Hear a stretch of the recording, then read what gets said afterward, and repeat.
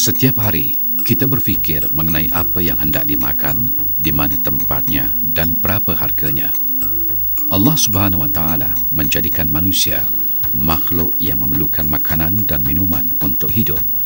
Bahkan pernah berlaku pembunuhan dan kekacauan di sesebuah negara disebabkan kelaparan. Daripada makanan, badan seseorang akan sehat, dan daripada makanan jugalah ia akan jatuh sakit. Makanan yang haram boleh menghilangkan kewarasan dan membahayakan badan. Sementara makanan yang suci dan bersih bukan sahaja menjamin kesihatan yang baik, bahkan tumpuan beribadat kepada Allah Subhanahu Wa Taala. Lebih 1000 tahun lampau, seorang ilmuwan Islam telah mengkaji tubuh badan manusia. Al-Jazar atau Abu Ja'far Ahmad Abi Khalid Ibnu Jazar dilahirkan tahun 855 dan meninggal dunia tahun 955 di Kiarawan, Tunisia. Sumbangan utama Al-Jazar adalah kitab Zadul Musafir wal Qutul Hadir atau kelengkapan musafir dan makanan terkini. Kitabnya membincangkan sebab dan cara mengatasi penyakit, dilengkapi ilustrasi, dan ia dianggap kitab perubatan yang sesuai. Maksud firman Allah Subhanahu Wa Taala dalam surah Al-Baqarah ayat 172 hingga 173, "Wahai orang-orang yang beriman, makanlah dari benda-benda yang baik yang telah kami berikan kepada kamu, dan bersyukurlah jika benar kamu hanya beribadat kepadanya. Hanya yang diharamkan Allah ke atas kamu memakan bangkai, darah, daging khinzir dan binatang yang disembelih bukan kerana Allah. Sesiapa yang berada dalam keadaan terpaksa, tidak sengaja dan tidak melewati batas, maka sesungguhnya Allah Maha Pengampun lagi Maha Pengasih." Roti adalah makanan ruji bagi penduduk di negara Timur Tengah. Kami mengunjungi kedai membuat dan menjual roti di Syria. Makanan yang dibuat daripada campuran tepung gandum dan ragi ini boleh menimbulkan kekecohan di kalangan penduduk tempatan jika harganya dinaikkan. Kedai roti di Syria diumpamakan restoran atau tempat makan di Malaysia. Mengikut syariat Islam, pengambilan makanan yang sihat bermula daripada wang yang digunakan untuk membeli makanan. Sementara pekerjaan yang dilakukan untuk mendapatkan wang adalah harus atau dituntut oleh syarak. Seseorang Islam yang berusaha mencari pendapatan yang halal dan kemudiannya menikmati makanan yang halal, dia terlepas daripada sesuatu yang diharamkan. Sebagaimana hadis riwayat At-Tirmizi, sabda Rasulullah SAW yang bermaksud, setiap daging yang tumbuh daripada makanan yang haram, maka api nerakalah yang layak baginya. Senaman adalah gerak badan bagi mengeluarkan peluh dan toksik daripada badan seseorang. Sama ada ia dilakukan untuk mengurangkan lemak yang berlebihan, hasil pemakanan yang tidak dikawal, atau senaman bagi meningkatkan tahap kesihatan badan. Indeks jisim badan atau BMI digunakan menentukan kesesuaian badan berdasarkan berat, tinggi dan umur seseorang. Dunia kini mementingkan bentuk badan yang sesuai bagi menilai kesempurnaan individu. Selain daripada itu, seni mempertahankan diri adalah satu daripada sukan dan senaman. Pemakanan yang seimbang, senaman yang cukup dan aktiviti menguatkan tulang menjadikan individu itu sempurna secara fizikal. Rasulullah SAW menggalakkan umatnya bersukan untuk kesihatan badan. Menurut Sayyidina Umar radhiyallahu anhu yang bermaksud, ajarlah anak-anak kamu berenang, memanah dan menunggang kuda. Kedutaan Besar Malaysia di Mesir, Persekutuan Melayu Republik Arab Mesir dan Restoran Sihab bergabung menganjurkan ekspedisi berkuda sebagai aktiviti kesihatan. Ia dilakukan sempena menyambut 50 tahun kemerdekaan Malaysia di Mesir. Lebih membanggakan, mereka membuktikan slogan Malaysia Boleh dengan membentangkan jalur gemilang sepanjang 300 meter berdekatan piramid. Merdeka! Merdeka! Merdeka! Merdeka! Merdeka! Merdeka! Merdeka! Merdeka!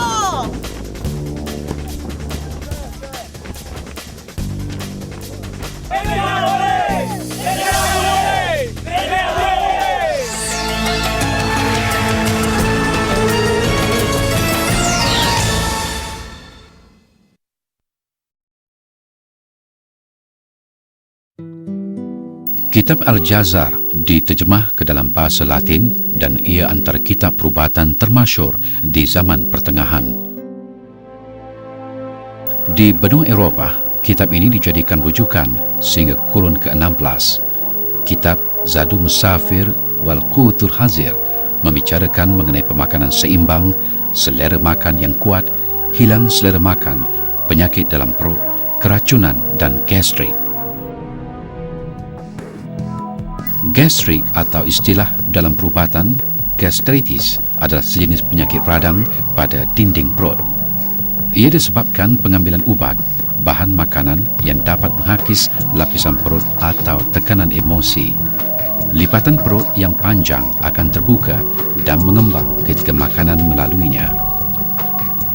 Kelenjar dinding perut akan mengeluarkan enzim dan asid hidroklorik bagi mencerna makanan. Asid ini mampu menghancurkan makanan dan melarutkan besi. Maha suci Allah yang menjadikan sesuatu itu seimbang dalam sistemnya tersendiri. Paras asid dalam perut diseimbangkan dengan cecair bikarbonat yang melindungi tisu perut. Keseimbangan ini seharusnya disyukuri dengan pemakanan yang sesuai.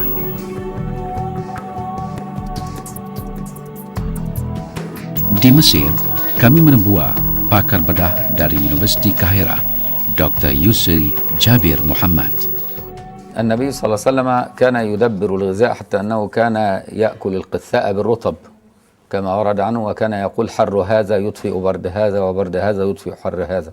فكان النبي يحب أن يدبر الطعام صلى الله عليه وآله وسلم. ولكن كثرة الألوان في الأطعمة وإن كانت مباحة إلا أنها تضر، لأنه يجعل الإنسان يتناول أطعمة كثيرة في وقت واحد ومركبة من مركبات كثيرة فيؤدي إلى عسر هضم وغير ذلك. حتى أن الرسول صلى الله عليه وسلم كان في حياته كان لا يأكل في سكرجة قط. السكرجة اللي هي مشهيات الطعام، فكان النبي لا يتناول حتى مشهيات الطعام طالما شهيته معتادة، حتى لا يأكل أكثر من طاقته وحتى لا يدخل مزيد من الطعام على الطعام. فهذا من أول شيء في التدبير، أن يأكل أطعمة غير مركبة من مركبات كثيرة، وأن تكون غير متعددة الأنواع في وقت واحد، وأن يأكلها بغير نهم، وأن يأكلها وهو جائع، وأن يشارك معه المسلمين وأبنائه ويأكل معهم من طعام واحد. كل هذه الأشياء تعين على أن يكون صحيح البدن وصحيح الدين وصحيح الخلق. Jadikan makanan bagi mendapatkan badan yang sihat dan akhlak yang baik.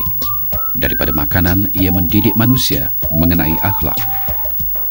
Sebagaimana diriwayatkan, Nabi Ibrahim AS tidak akan makan kecuali ditemani sahabat atau keluarganya.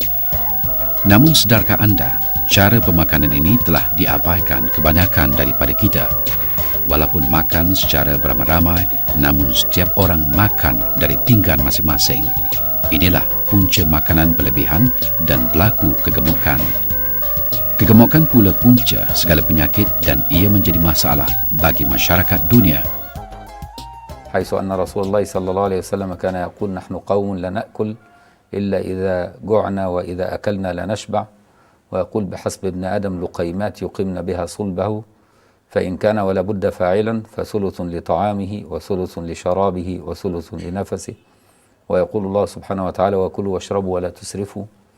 وجاء النبي صلى الله عليه وسلم وحرم علينا كل خبيث وكل ضار بالعقل وبالبدن، حتى أنه لم يحرم حتى نوعيات الطعام، بل حرم أن يكون الطعام الحلال بمكسب حرام، لأن إذا حصلنا حتى على الطعام الحلال بمكسب من حرام. Kita seringkali mendengar berlakunya keracunan makanan, bahkan keracunan ini boleh membawa maut. Kebiasaannya, keracunan berlaku dalam tempoh 48 jam selepas memakan makanan yang tercemar. Rasa mual, muntah, cerit-berit, pening dan keradangan perut akan dirasai. Ia berpunca daripada tindak balas bakteria dalam makanan, penyediaan makanan yang kotor dan terdedah. Islam menitik berat pemilihan makanan dan kebersihan melalui firman Allah Subhanahu Wa Taala dalam surah An-Nahl ayat 114 yang bermaksud, makanlah apa yang dikurniakan Allah kepada kamu daripada benda yang halal lagi baik. Bersyukurlah dengan nikmat Allah jika kamu benar-benar menyembahnya.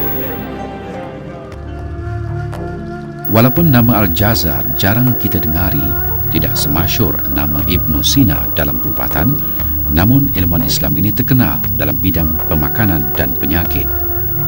Menikmati makanan yang sedap menyebabkan kita lupa kepada penyakit. Begitu jugalah kita lupa kepada kitab dan ilmuwan ini.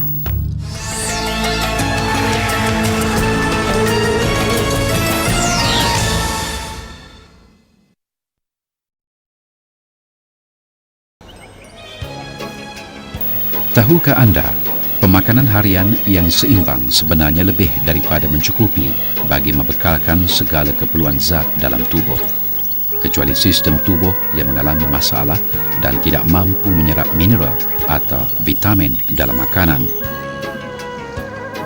Buah-buahan, sayuran dan kekacang adalah bahan utama dalam setiap masakan dari Timur Tengah. Begitu juga rempah ratus yang sememangnya terkenal di negara Arab.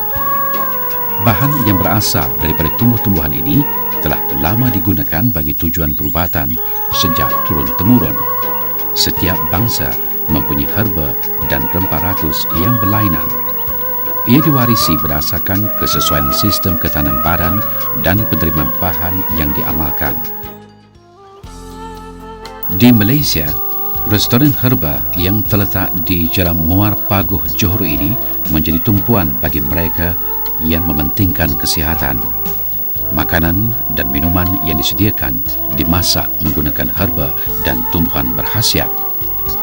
Menikmati masakan seperti ini bukanlah kebiasaan kebanyakan daripada kita, namun bagi menjaga kesihatan jangka panjang, makanan herba adalah makanan alternatif. Hadis riwayat Muslim, sabda Rasulullah SAW yang bermaksud, setiap penyakit ada ubatnya. Apabila tepat ubat dengan sesuatu penyakit, tentu penyakit itu sembuh dengan izin Allah Azza wa Jalla. Kami menemui pemilik dan pengurus restoran Nasuha, Hajah Rohaya Ahmad, 42 tahun. Corak pemakanan kita sebenarnya mempengaruhi tahap kesihatan kita seharian. Makan berlebihan adalah dilarang kerana dia boleh mendatangkan pelbagai jenis penyakit. Dengan adanya campuran herba-herba dalam masakan kita seharian, dia boleh membantu melancarkan proses pencernaan dan juga perkumuhan dalam badan kita. Mengkagumi ketokohan Al-Jazar menggunakan tumbuhan semula jadi untuk merawat pesakit, Hajah Rohaya menjalankan penyelidikan terhadap pokok herba yang tumbuh di sekeliling kita. Tumbuh-tumbuhan adalah makhluk Allah juga, dan tumbuh-tumbuhan ini sebenarnya sentiasa bertasbih kepada Allah. Di dalam dia, dalam setiap pokok ni ada macam-macam rahsia, maknanya ada kegunaan-kegunaan dia. Cuma kita yang kena pandai untuk menyelidiki apalah khasiat-khasiatnya. Dan mengikut kajian kita, sebagai contoh pokok Citroblentus crispus ataupun daun pecah kaca mampu merawat untuk yang menghidap penyakit kanser, terutama kanser payudara, kanser rahim dan juga kanser usus. Namun, bagi pengusaha ladang herba Haji Naswar Kasian, amalan sebelum makan amat penting bagi mencerna makanan dalam perut. Dalam Islam sejarah pemakanan. Kita ada petua-petua dia. Dan petua-petua ni kalau dibukukan, rasa saya banyak orang sihat. Contoh kita nak makan. Kita makan makan nasi ke, makan sup ke. Kalau makan nasi kita ambil garam. Kita gunakan jari ni, kita tekan pada garam, letak di tapak jari kita ni.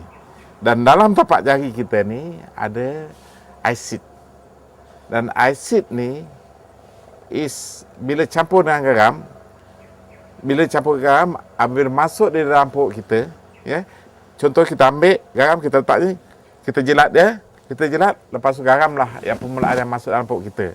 Dan di sini garam bersama dengan asid, dia boleh menceranakan pemakanan perut kita, di mana perut kita ni dah ada standby. Maksudnya dah ada medicine untuk membetulkan kalau pemakanan kita, penghazaman kita kurang baik. Dan di samping itu juga ada juga dalam Islam, kita makan, kita gunakan manis. Kita dalam bulan puasa disunatkan makan korma. Jadi korma ni manis. Dalam korma ni banyak khasiat-khasiat mineral yang sedia ada.